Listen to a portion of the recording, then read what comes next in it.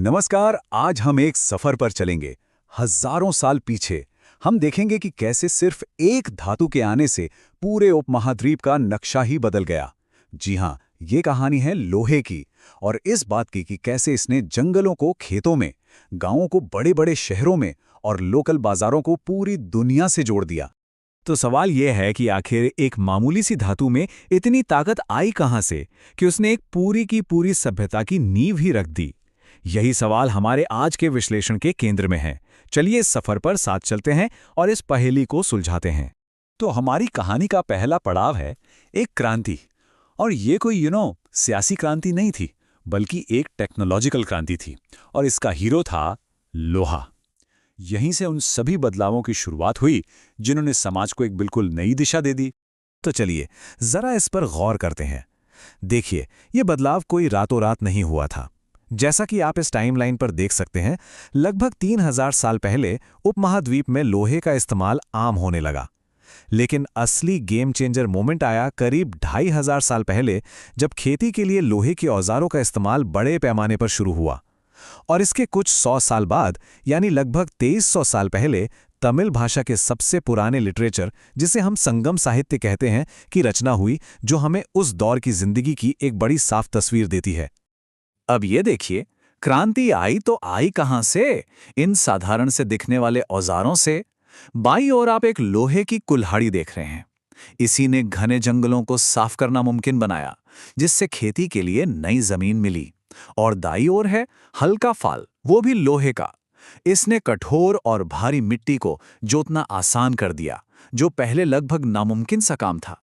और ये कमाल का है कि कैसे एक चीज दूसरी से जुड़ी हुई थी। देखिए, सबसे पहले आए नए मजबूत लोहे के औजार। इन औजारों से खेती का प्रोडक्शन बढ़ गया।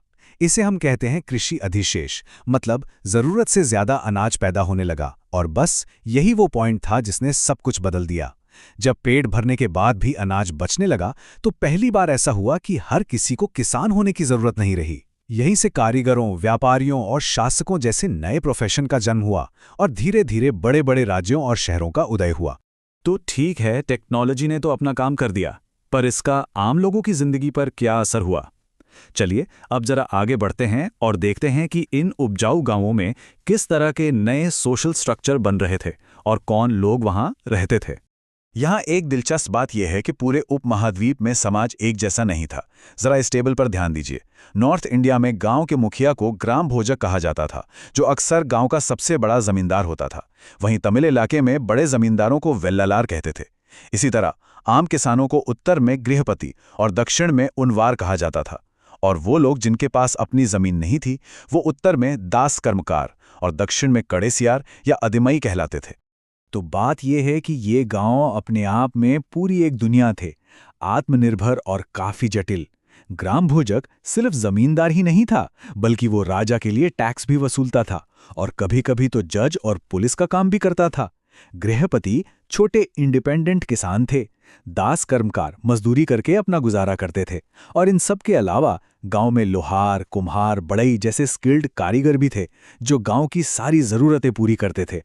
अच्छा, तो जब गांव में इतना अनाज पैदा होने लगा, जरूरत से ज्यादा, तो उसने एक नई पॉसिबिलिटी को जन्म दिया। ये एक्स्ट्रा अनाज उन लोगों का पेट भर सकता था जो खेती नहीं करते थे, जैसे कि कारीगर, व्यापारी और सैनिक। और बस यहीं से शहरों के डेवलपमेंट की नींव रखी गई। और इसका एक जीता जागता बेहतरीन उदाहरण है मथुरा शहर। जरा कल्पना कीजिए, एक ऐसे शहर की जो 2500 सालों से भी ज्यादा समय से व्यापार और संस्कृति का एक बड़ा सेंटर रहा है। इसकी सबसे बड़ी खासियत थी इसकी लोकेशन। एक ऐसे चौराहे पर जहां उत्तर से दक्षिण और पश्चिम से पूरब जाने वाले सारे बड़े रास्ते मिलते थे। तो मथुरा इतना पावरफुल क्यों था? इसके कई कारण थे। ये ट्रेड का एक बहुत बड़ा हब था। शहर के चारों ओर मजबूत किलेबंदी थी और यहाँ अनगिनत मंदिर थे। ये मूर्ति कला का, मतलब स्कल्पचर बनाने का एक फेमस सेंटर बन गया। साथ ही ये बौद्धों, जैनियों और कृष्ण भक्तों के लिए एक पवित्र स्थान था। और तो और लगभग 2000 साल पहले ये मध्य एशिया से आए पावरफुल कुषाण साम्राज्य की दूसरी राजधानी भी बना। मतलब ये शहर कल्चर, धर्म और कॉमर्स का एक संगम था। अब देखिए, जैसे जैसे इकॉनमी बढ़ी, उसे चलाने के लिए नए सिस्टम्स की जरूरत पड़ी। अब बाटर सिस्टम यानी चीजों के बदले चीजें लेने से काम नहीं चलने वाला था। यहीं से पैसे, ट्रेड यूनियनों और स्पेशल क्राफ्ट्स की अहमियत बढ़ गई। स्क्रीन पर जो ये सिक्के दिख रहे हैं ना, जिन्हें आहत सिक्के कहते हैं, ये सिर्फ सिक्के नहीं हैं, ये एक बहुत बड़े बदलाव का सिंबल है। ये चांदी या तांबे की शीट्स को काटकर या धातु के टुकड़ों को चपटा करके बनाए जाते थे। इन पर कुछ लिखा नहीं होता था, बस कुछ सिंबल ठप्पे से बना दिए जाते थे। इन सिक्कों ने व्यापार को आज़ाद कर दिया और एक स्टैंडर्ड वैल्यू सिस्टम को जन्म दिया। सोचिए, ये लगभग 500 सालों तक चलन में रहे। अब जब बिजनेस और क्राफ्ट्स बढ़ने लगे तो लोगों ने खुद को ऑर्गेनाइज करना शुरू कर दिया। शिल्पकारों और व्यापारियों ने अपने अपने ग्रुप्स बना लिए, जिन्हें श्रेणी कहा जाता था। ये श्रेणियां सिर्फ संगठन नहीं थीं, ये उस दौर के ट्रेनिंग स्कूल थे, क्वालिटी कंट्रोल एजेंसी थीं और रॉ मटेरियल सप्लायर भी। कुछ श्रेणियां दो बैंक की तरह भी काम करती थीं, जहां लोग पैसा जमा कर सकते थे और इन्वेस्ट भी कर सकते थे। उस दौर में कुछ खास तरह की चीजें बहुत फेमस हुईं। जैसे कपड़ों की बात करें तो उत्तर में वाराणसी और दक्षिण में मदुरै का नाम बहुत बड़ा था, जहां आदमी और औरतें दोनों काम करते थे। इसके अलावा एक खास तरह के मिट्टी के बर्तन बनाए जाते थे, जिन्हें उत्तरी काले पॉलिश वाले बर्तन कहा जाता था। ये एकदम मेटल की तरह दिखते थे, चमकदार और बहुत मजबूत। इन्हें एक स्टेटस सिंबल माना जाता था। तो जो कहानी गांवों से शुरू हुई थी, वो अब शहरों और व्यापार से होती हुई पूरी दुनिया तक पहुंच रही थी। उपमहाद्वीप अब अकेला नहीं था, बल्कि समुंदर के रास्ते दुनिया के दूसरे बड़े साम्राज्यों से जुड़ रहा था। और इसका सबसे मजबूत सबूत हमें मिलता है पुदुचेरी के पास आरिकामेडू नाम की एक आर्कियोलॉजिकल साइट पर। लगभग 2200 से 1900 साल पहले अरिकामेडू एक बहुत जरूरी पोर्ट था, जहां दूर दूर से आए जहाजों से सामान उतारा जाता था। ये रोम के साथ व्यापार का एक जीता जागता सेंटर था। तो आर्कियोलॉजिस्ट को यहां मिला क्या? उन्हें मेडिटरेनियन इलाके से आए एम्फोरा जैसे लंबे कंटेनर मिले, जिनमें शायद शराब या तेल लाया जाता था। उन्हें एरेटाइन वेयर नाम के इटली के बने लाल चमकदार बर्तन मिले। इतना ही नहीं, रोमन लैंप, कांच के बर्तन और कीमती रत्न भी यहां पाए गए। ये सब इस बात का पक्का सबूत है कि अरिकामेडू का रोम के साथ डायरेक्ट और गहरा ट्रेड कनेक्शन था। उस दौर का जो संगम लिटरेचर है, उसकी एक कविता उस माहौल को जैसे जिंदा कर देती है। ये पुहार बंदरगाह के बारे में बताती है। समुद्री जहाज़ों पर लाए गए तेज तर्रार घोड़े, गाड़ियों पर काली मिर्च की गठरियां, हिमालय से मिले रत्न और सोना। ये कविता उस समय के ट्रेड की अमीरी और वैरायटी को दिखाती है। गुजरात में भरूच, जिसे ग्रीक लोग बैरीगाजा कहते थे, वो भी एक बहुत बिजी पोर्ट था। अब जरा यहां से आने जाने वाली चीजों की लिस्ट देखिए।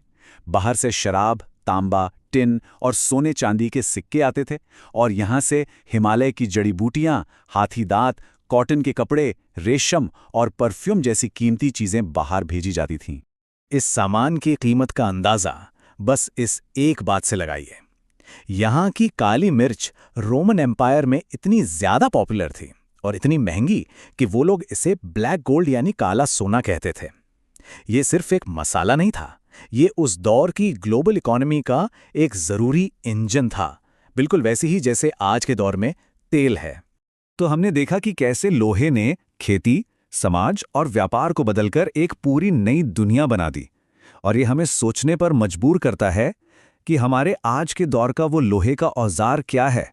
कौन सी वो एक टेक्नोलॉजी है जो हमारे जीने का, काम करने का और एक दूसरे से जुड़ने का तरीका पूरी तरह से बदल रही है।